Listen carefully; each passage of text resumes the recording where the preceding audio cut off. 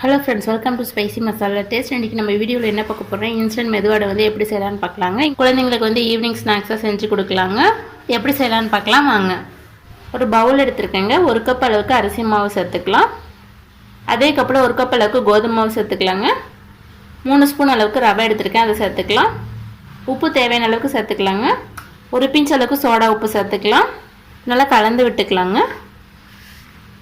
தண்ணி கொஞ்சமாக சேர்த்துக்கலாங்க. மெதுவடையெல்லாம் செய்வோம் இல்லைங்களா, அந்த பதத்துக்கு வந்து மாவை கரைச்சி எடுத்துக்கலாங்க. இது கூட ஒரு 3 ஸ்பூன் அளவுக்கு தயிர் சேர்த்துக்கலாங்க. நல்லா கலந்து விட்டுக்கலாம். பாருங்கள், கலந்து விட்டாச்சுங்க. இப்போ அது கூட ஒரு பெரிய வெங்காயத்தை எடுத்து கட் பண்ணி வச்சுருக்கோங்க, அதை சேர்த்துக்கலாம். பச்சை மிளகாய் வந்து 2 எடுத்து வச்சுருக்கீங்க, அதையும் சேர்த்துக்கலாம். மல்லித்தழை கொஞ்சமாக கட் பண்ணி வச்சுருக்கீங்க, அதையும் சேர்த்துக்கலாம். பெரியும் சேர்த்துட்டு நல்லா கலந்து விட்டுக்கலாங்க.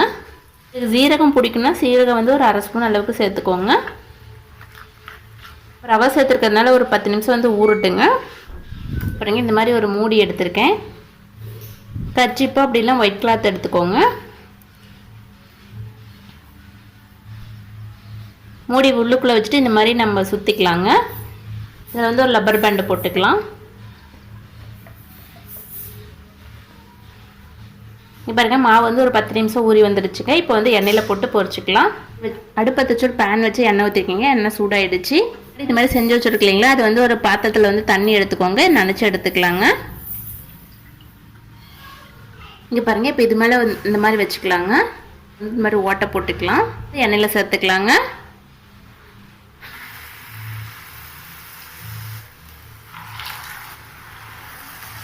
இதுமாதிரி 2 பக்கம் திருப்பி விட்டு நல்லா வேக வச்சு எடுத்துக்கலாங்க.